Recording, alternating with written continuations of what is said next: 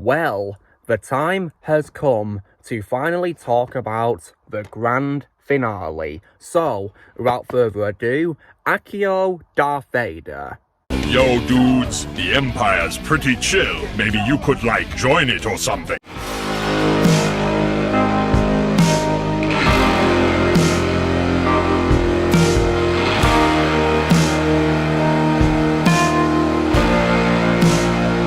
Hey everyone, Lucamus Prime here. So, it is time for another review in the Harry Potter film series of reviews. And this is going to be for, of course, what is the 8th and final installment of the Harry Potter films.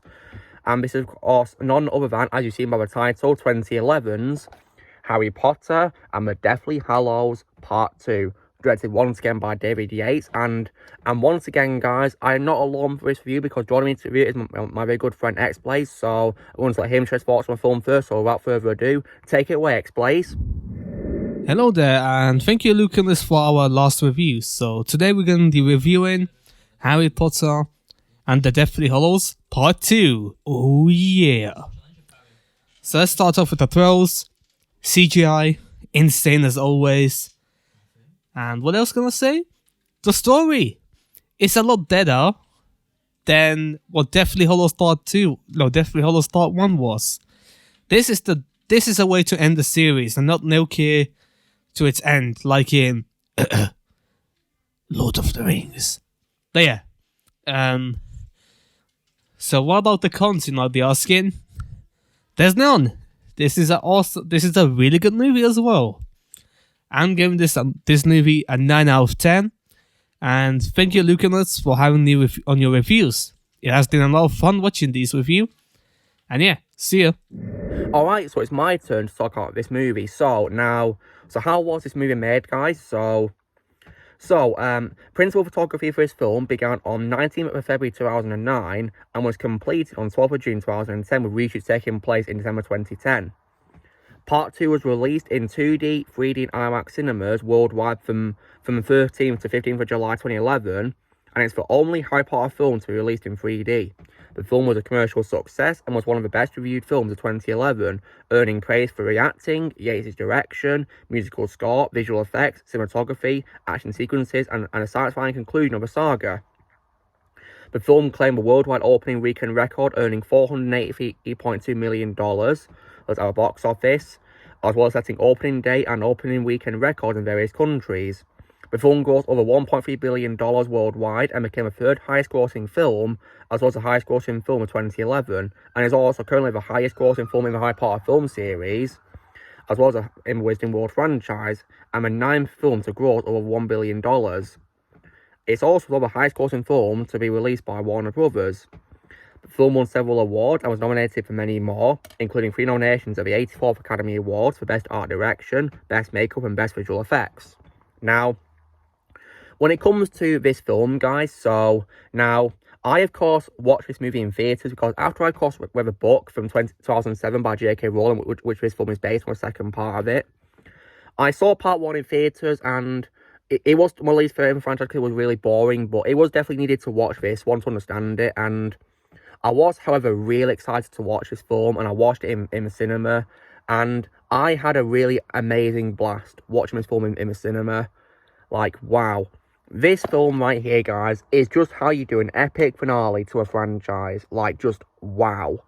This film is just absolutely incredible, and I regard it as my second favourite Harry Potter movie of all time, behind the original The Philosopher's Stone.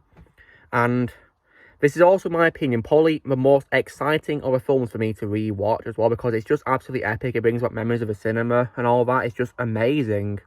Really is. So, now what is this film about, guys? So, Harry, Ron and Hermione's search for the last 3 Horcruxes continues, but when Voldemort finds out about their mission, the trio find that they must return to Hogwarts. Now the battle lines are drawn between the forces of good and evil to decide the fate of Wizarding World. But as secrets are revealed and the mysterious Deathly Hallows are uncovered, Harry discovers that he will need to make the ultimate sacrifice as he is in for the fight of his life while facing Lord Voldemort one final time. So, now, when it comes to this film, guys, there's so many great things about it, as always. So once again, the film has really amazing cast members, as always, guys. So, Daniel Radcliffe is once again perfectly cast as Harry Potter, and he definitely gives one amazing final performance as Harry as well. And Rupert Grint is also once again great as Ron. Thankfully, more likable in this compared to part 1, in my opinion. And as always, I love Emma Watson as Hermione as well. Once again, a perfect casting. And I also love how this film used the supporting cast a lot better than the previous movies, which I was happy about. They appeared in much more bigger, substantial roles to make up for either having cameo roles or not being in part 1 at all, which I was happy about. For example, one thing I loved about this was the return of Hogwarts as well, because I definitely missed it in the first part of this finale, but I was happy to see it return in this as well. And like, this is just the ultimate finale of everything in the Harry Potter universe. Like, wow.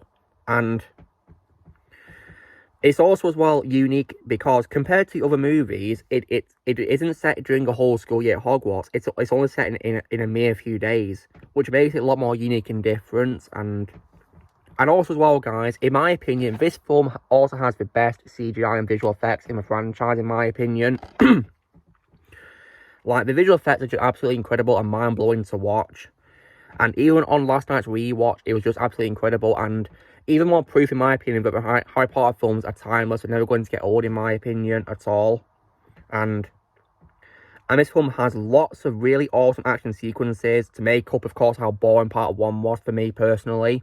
For example, I definitely think the opening is definitely exciting, where Harry, Ron and Hermione break into Gringotts to find the Horcrux in Bellatrix Lestrange's vault. Definitely a very fun scene as well. And then, of course, as well, when they return to Hogwarts, they have to drive Snape out of it, because he's, of course, now a headmaster. They're able to drive him out with the help of Professor McGonagall, who comes back. And yeah, and once again, loved Dame Maggie Smith as McGonagall as well. And she was definitely an amazing casting for McGonagall. And in this film, she was amazing as always. And I especially loved her fight with Snape, which was definitely great to see. And I love how she showed loyalty to Harry as well. And when it comes to Snape, guys, I will also say that he was definitely really amazing in this movie, and I'll get to why. And other great things as well. Now, of course, one other main highlight of this movie is probably the entire Battle of Hogwarts. The Battle of Hogwarts is just absolutely incredible. One of the greatest scenes in cinematic history, in my opinion. Like, one of the best battles of all time. It's just absolutely awesome. Like, wow. And there's, of course, 2 battles, of course. And they're definitely, you know, really great. And the stakes are also very high as well. Probably, in my opinion, the highest stakes in the franchise, in my opinion. And another thing as well that I do also love about this movie is also when it comes to Snape as well. Because, right, you know how I've been saying, guys, that he's my favourite character in the franchise? Well, it's this film that made him my favourite character. Because I definitely really love the scene in the pensive where Harry sees his memories. Because, unfortunately, Snape gets killed by Voldemort because Voldemort thinks that by killing Snape, who, of course, killed Albus Dumbledore and the Half-Blood Prince, he will have control of the Elder Wand. It will answer to him. But, of course, we get a twist later being that he doesn't answer to Voldemort at all. And we'll get to why. He unfortunately kills Snape. Then Harry takes Snape's tears and takes them to a pensive. And Snape's death scene is definitely heartbreaking to watch. And it's even more heartbreaking now because Alan Rickman unfortunately passed away. So rest in peace, Alan. Yeah. No one, in my opinion, could play Snape better than him. No one, in my opinion. And Harry, of course, sees Snape's memories, where we see that he hated, of course, his father, James Potter, but he loved Lily Potter, Harry's mother. And I definitely as well love the scene where it's revealed that he worked with Dumbledore as a double agent amongst the Death Eaters to protect Harry from Voldemort all this time. And it's also revealed that the Dumbledore was already dying, and he planned for Snape to kill him when the time came. And it was also Snape who conjured the Patronus doll, which led Harry to Godric Gryffindor's sword in part 1 as well. And of course, we also get revelation that on the night when Voldemort killed Harry's parents and tried to kill Harry himself, when the curse rebounded, Harry became an unintentional Horcrux. And this means now that in order to further destroy Voldemort will have to kill Harry to destroy the Horcrux, because a part of Voldemort, as Dumbledore says, lives inside him, which is why all this time Harry can speak to snakes and why he's got a connection to Voldemort. And Also, as well, speaking of Dumbledore, it was also nice to see Marco Gambon appear in flashbacks as Dumbledore. And again, of course, in the scene where Harry's in limbo after being cast on by Voldemort with Vada Kedavra. Definitely nice to see Dumbledore again. Great to give closure to the character as well. And I like how this will answer questions about why Snape killed Dumbledore as well. Yeah, definitely amazing writing right there. And the scene, of course, where Harry witnesses Snape's memories is definitely emotional as well. Especially, of course, how the music was from Harper Prince in that scene, as I noticed. And I can definitely see why it was heartbreaking. Because yeah, it definitely is heartbreaking and emotional, in my opinion.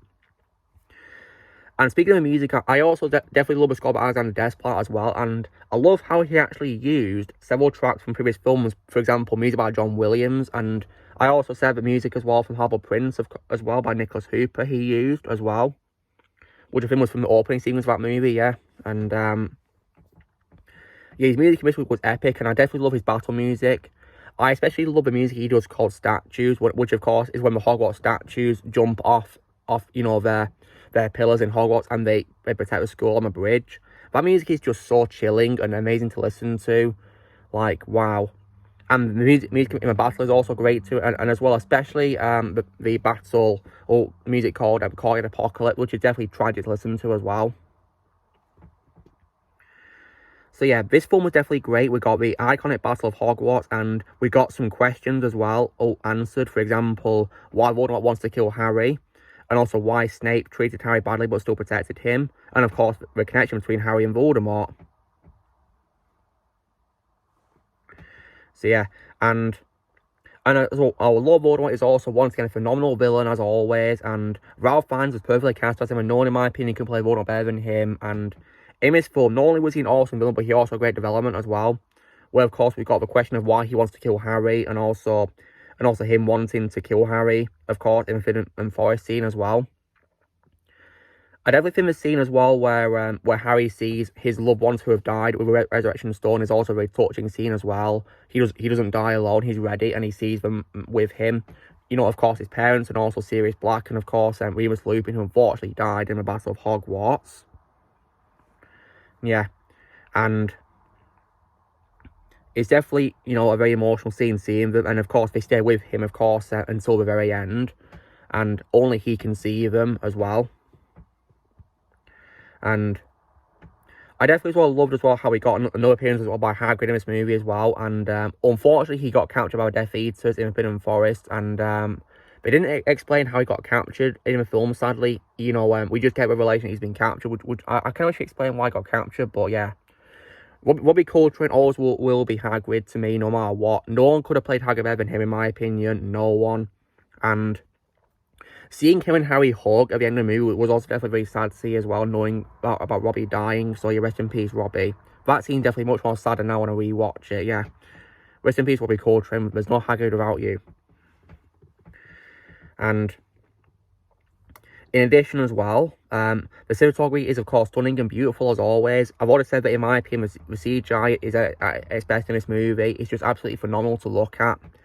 And there's also many satisfying moments in the film as well, which are definitely great to see. One of them, in my opinion, is definitely Bellatrix Lestrange's death, and I especially love Molly Weasley's line, which of course is "Not my daughter, you know what," which I believe is actually Julia Waters' favourite line she said as Molly Weasley, and you know I can't say blame her because it's a very epic, badass line.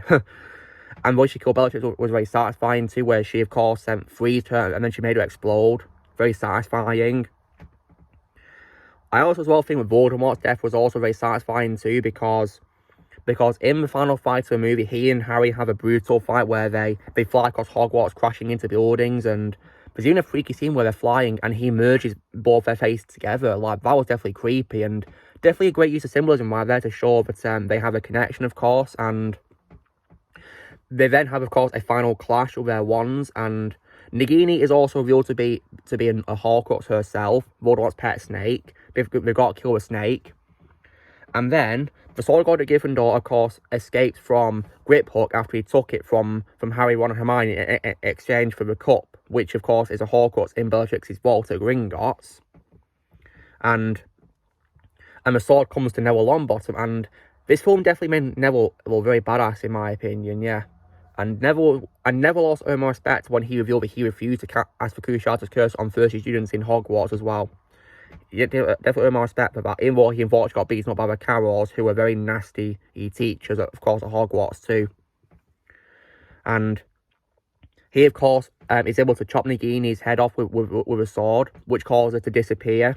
And then, of course, Harry and Voldemort have one final clash, and then that's when the Elder Wand doesn't want to answer to Voldemort anymore. And of course, Harry's and the curse rebounds onto Voldemort, which then causes him to disintegrate, which is very satisfying to watch. And coupled, of course, with a great musical track called Lily's Theme as well, which is definitely a beautiful song, and of course from the intro. And one detail that I did notice about this film in regards to musical score is, you know how in the Warner Bros. Intros for the films before, they played Hedwig's theme, the main theme?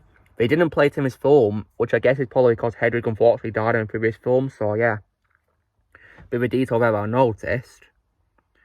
And so yeah, and Voldemort, he was very satisfying, and we also get a phenomenal ending, guys, where everyone is recovering from a battle, and of course, I've already said that Harry and Hagrid hug, and then we get the revelation that the Elder Wand was not Voldemort's or Snape's at all, because if you guys remember the Half-Blood Prince, it was Draco who disarmed Dumbledore when he confronted him on the Astronomy Tower, meaning the wand of the Elder Wand would answer to Draco. But then, of course, in Malfoy Manor, in the previous movie, in Part 1, Harry would disarm Draco, meaning the wand belongs to Harry. But Harry then makes a wise decision with the Elder Wand, because he doesn't want its power to be used again by evil, so he breaks it in half and throws it away.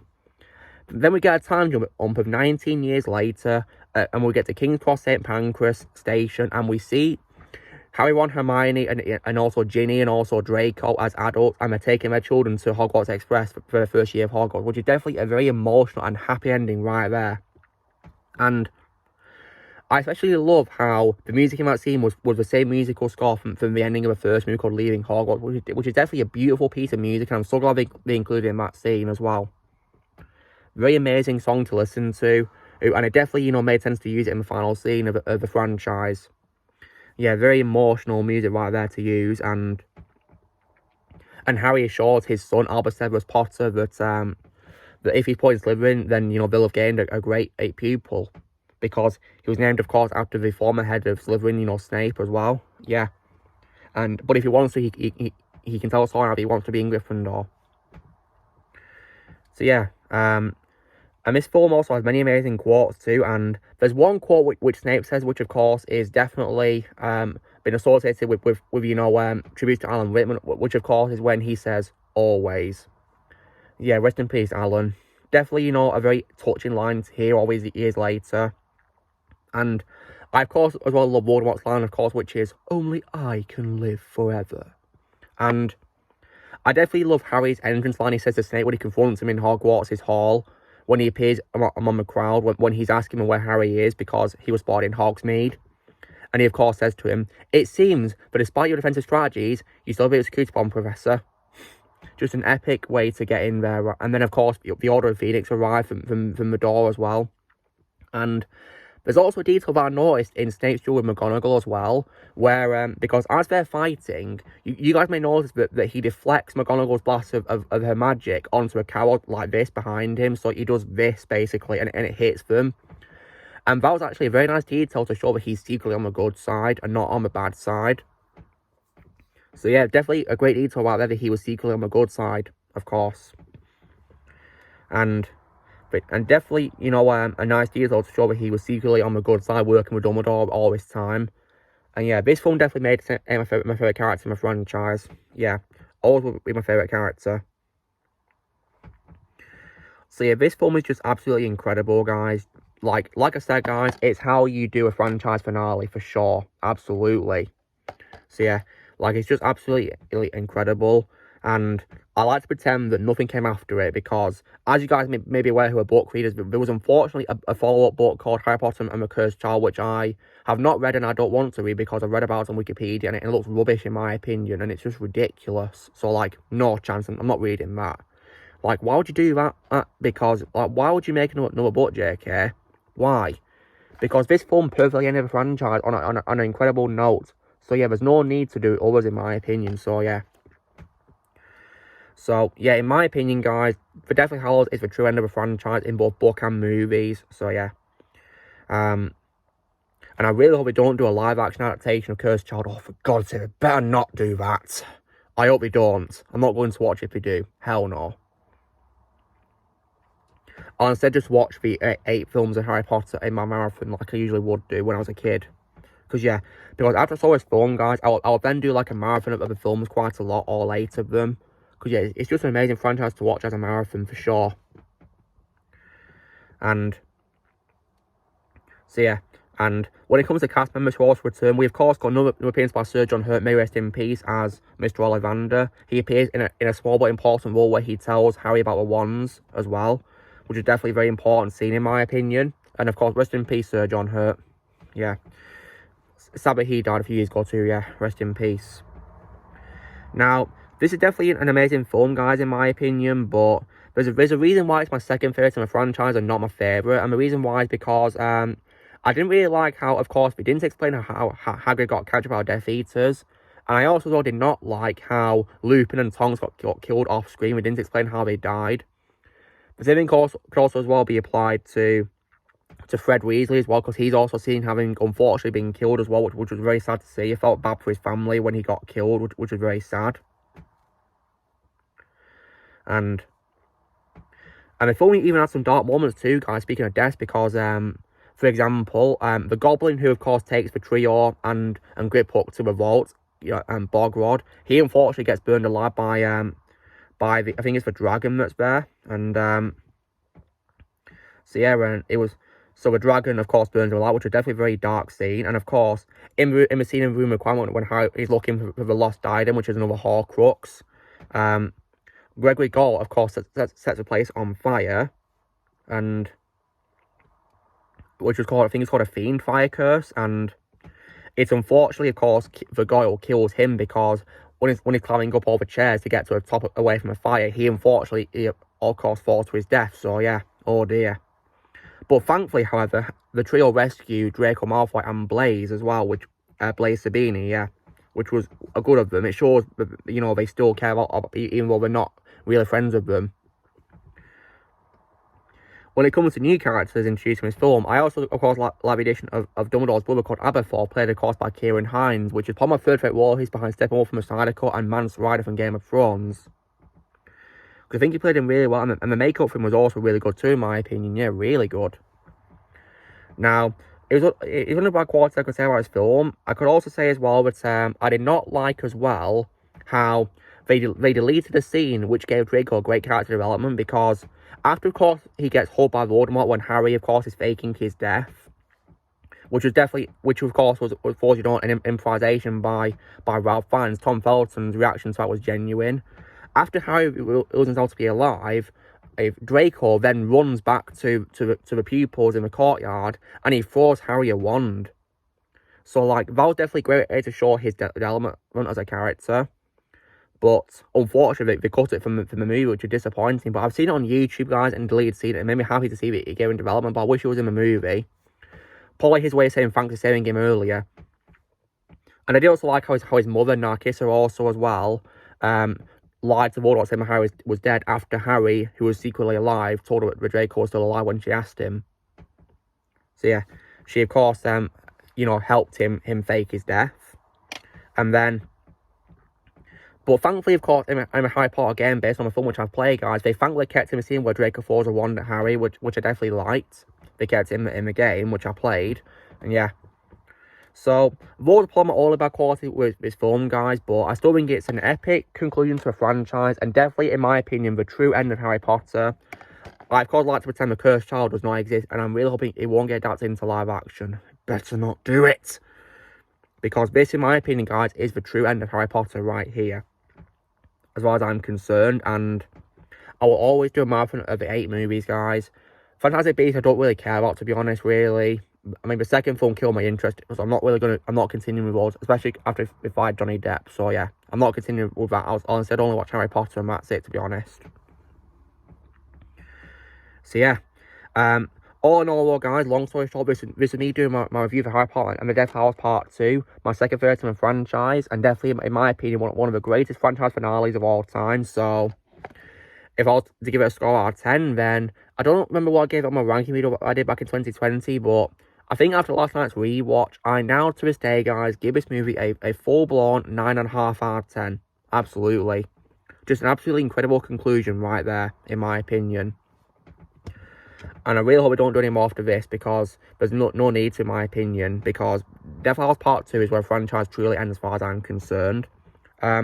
So guys, this is me doing in my review for Harry Potter and Death Hallows Part 2 with X-Plays reviewing me. So yeah, thank you for reviewing these films with me, X-Plays. It's been really fun doing this marathon of Harry Potter reviews with you. Thank you, as always. Nice one.